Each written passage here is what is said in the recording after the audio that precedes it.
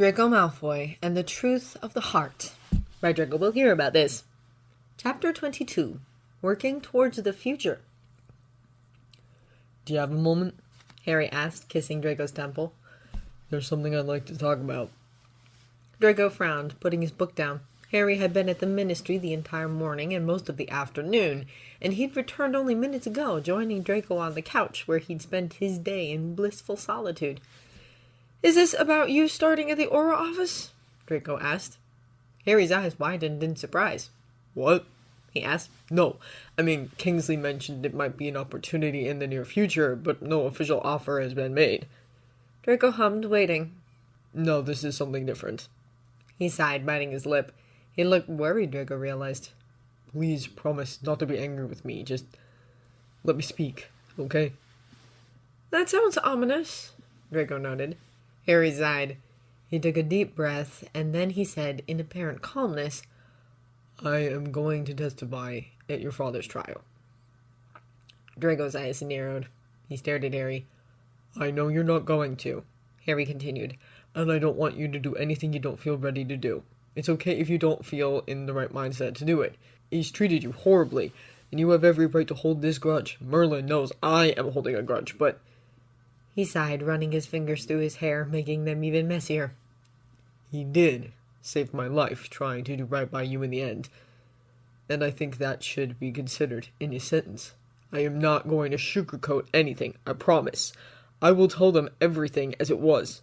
How he treated you, what he did in our second year, how he chose to work for Voldemort a second time around, even though that meant abandoning his family. But I'll also tell them that he did the right thing in the end.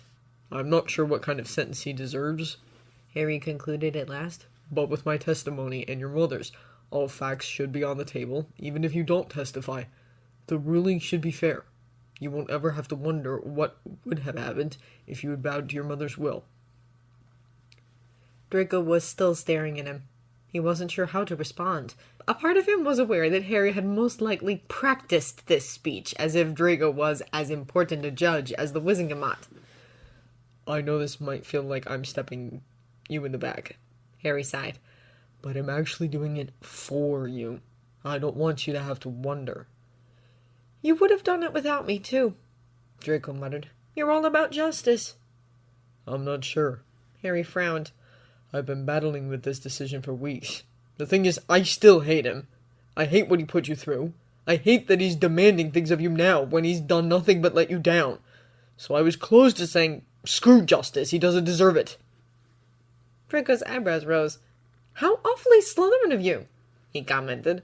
What can I say? Harry shrugged sheepishly. My heart belongs to a Slytherin.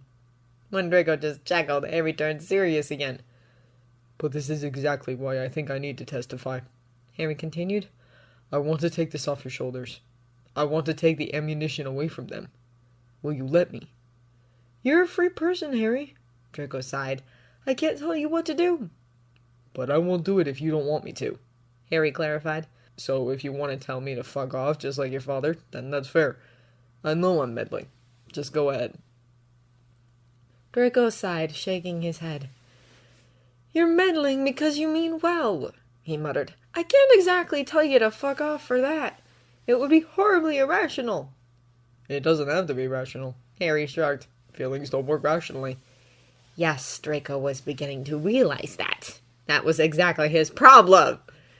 If you think it's the right thing to do, you can testify, Draco shrugged. I'm not going to be angry, but I'm also not asking you to do it, and I'm not going to be grateful, even if you say you're doing it for me.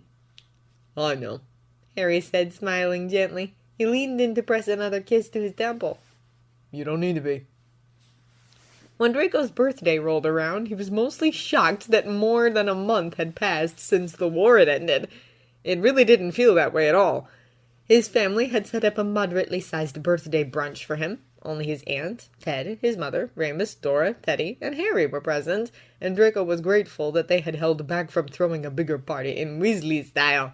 The number of people present in the house that day was already scratching the limit of Draco's endurance, if he was quite honest. It was okay, though, because they were all very respectful of his boundaries. That didn't make him talk, and the only person who was in any way demanding when it came to his attention was Teddy, and he forgave him easily. The baby's hair was blonde again, and he kept trying to go for Draco's hair or his food from where Remus was holding him, which Remus was desperately trying to stop. "He's not even hungry." Dora shook her head in amusement when Teddy whined, trying to clumsily reach for the cup of tea Draco was holding. Draco held it out of his reach, changing the hand and offering Teddy his palm instead. He pulled at his fingers curiously. "He just really likes you. You'll have your hands full, Uncle Draco."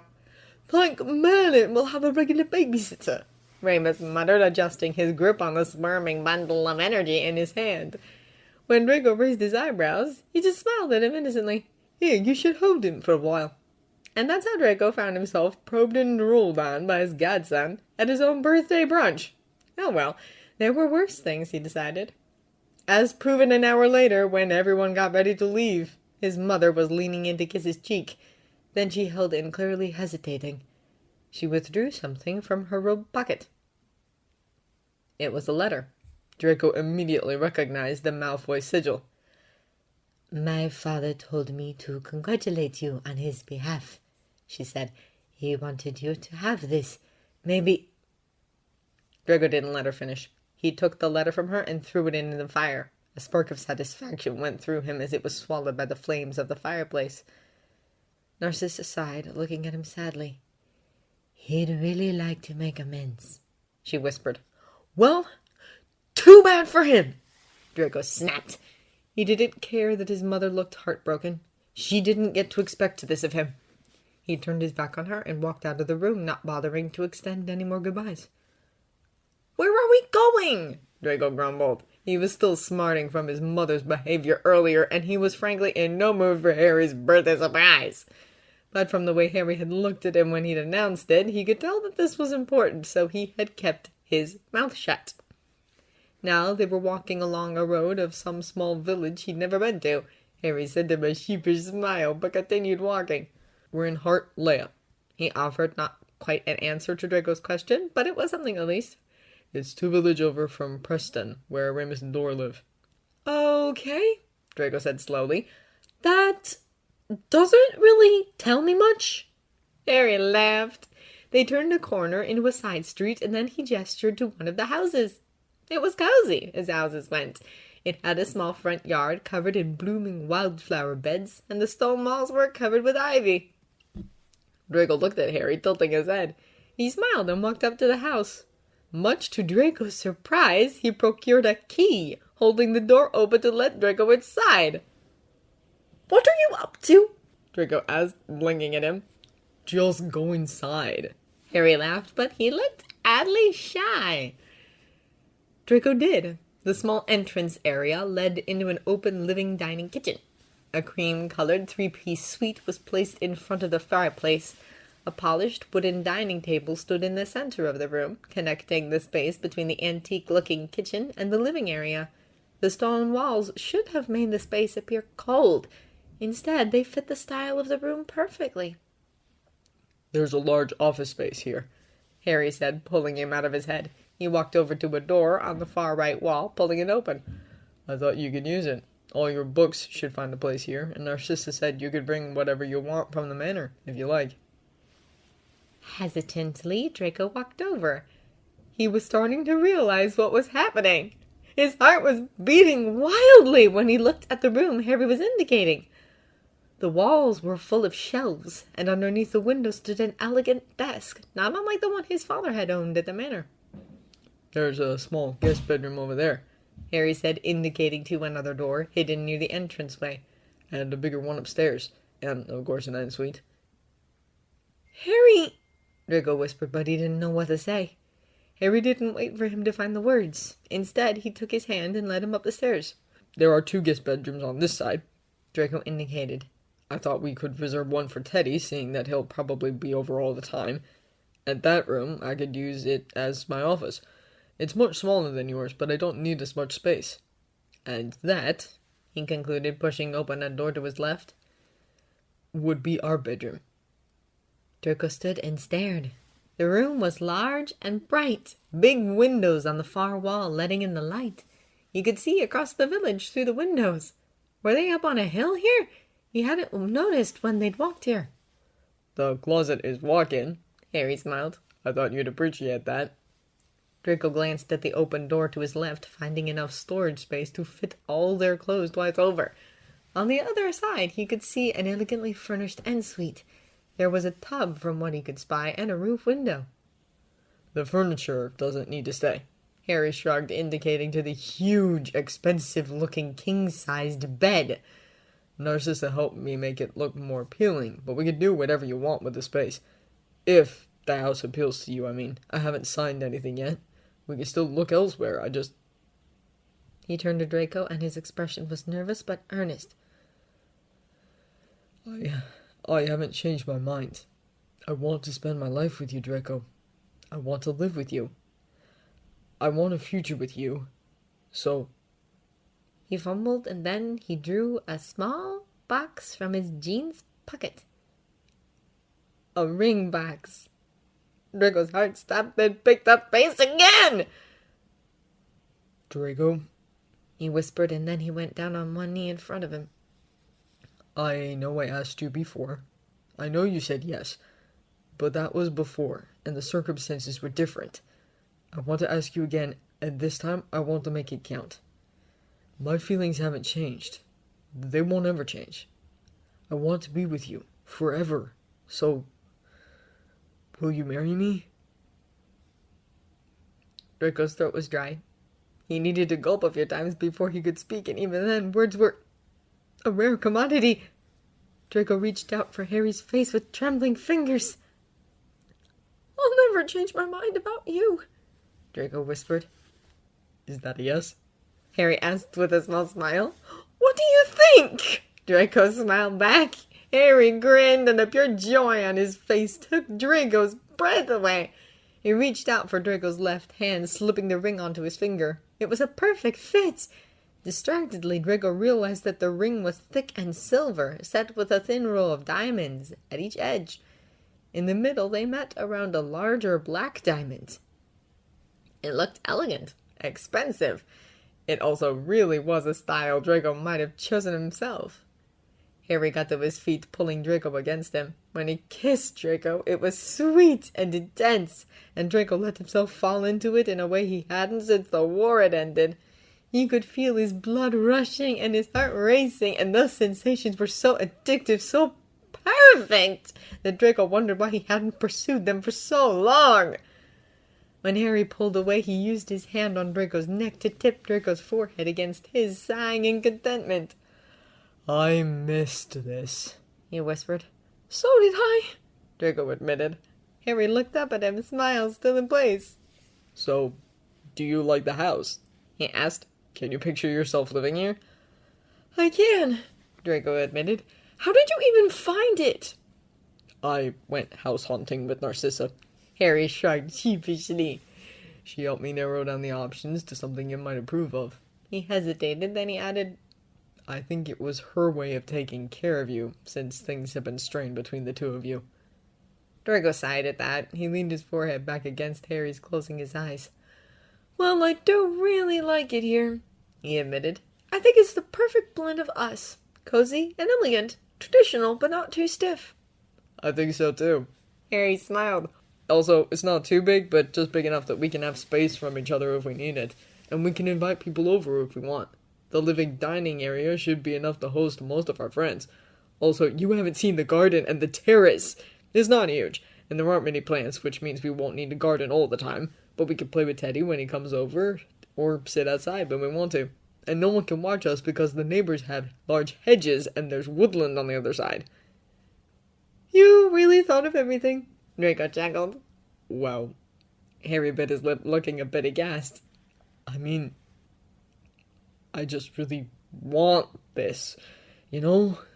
This life with you is my go-to fantasy when I'm sad. Draco pulled away, scanning his face. He hadn't realized that Harry had moments when he was struggling. Which was stupid of him, because of course Harry was struggling sometimes, especially with him. Draco hadn't been easy lately. So that he still cheered himself up by imagining their life together hit him in a tender place. I love you, Draco whispered, his voice slightly rough. I love you too, Harry breathed. When they brought their lips together again, the soft noise escaped Draco and his fingers curled around the fabric of Harry's shirt. They kissed for a long time, their kiss deepening as time passed. Harry's fingers burrowed into Draco's hair, then eased up a little, as if he was afraid of being too pushy.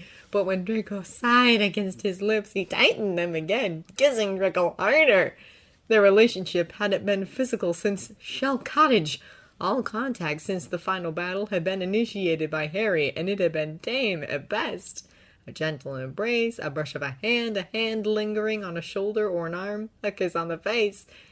There had been a barrier between them, and Draco knew it had been of his making. He hadn't felt ready to touch Harry. Some days he hadn't even wanted to look at him, no matter how irrational the emotion was. But now it felt like a dam had been broken and once was flooding back into his veins, hot and bubbling like a fresh potion, and Draco pushed his body against Harry's, tongue tangling with his, wishing he could melt into one being with him by sheer willpower. The end of this chapter contains adult content, so I have recorded that as a separate video, which is available to members.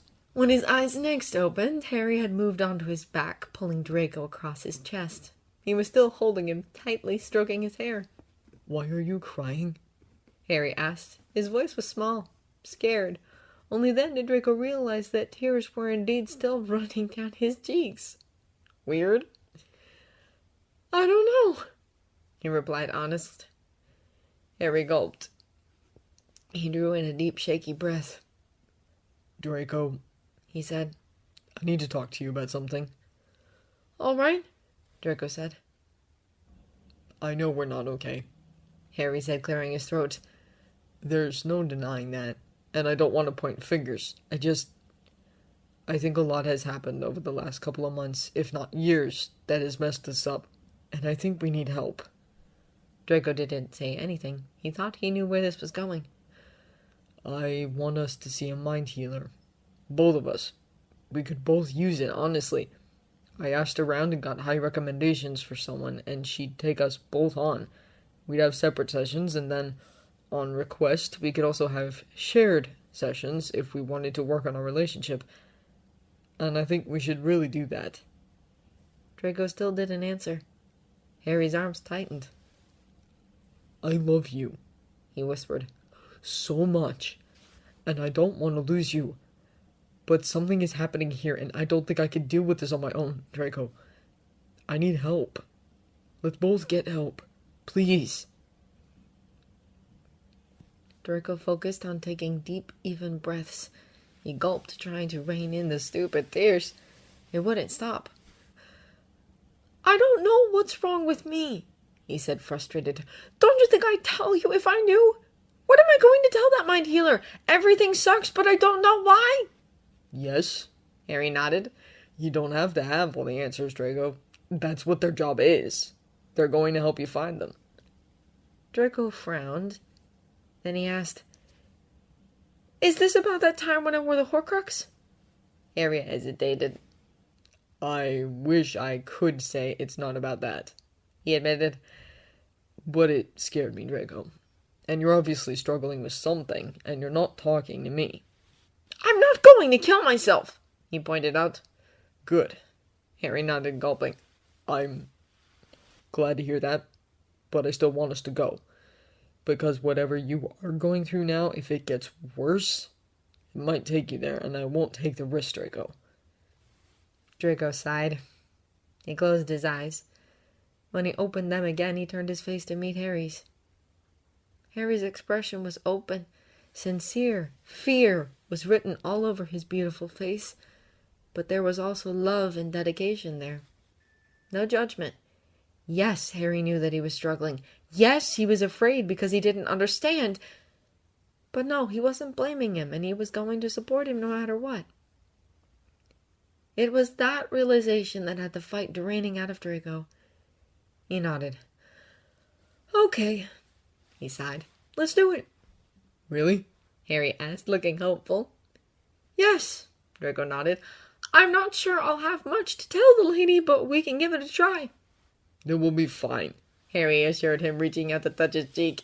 As long as you want to get better and cooperate, I'm sure it will work out. She's a professional after all. Okay, Draco said, sending him a small smile. Harry leaned in to kiss his lips. Then he swiped his palms over Draco's cheeks, wiping away his tears before pulling him close again. Thank you, he breathed. I promise this is the smart thing to do, for both of us. We've both been through a lot, and we should learn how to deal with it before it eats us up from the inside. Okay, Draco repeated, leaning into him. I trust you. Thank you, Harry breathed. Really. They fell silent after that. Draco felt drained, and he thought Harry was too, but in a way, they had needed this. Draco closed his eyes and nuzzled Harry's collarbone, and Harry's fingers found their way back into his hair.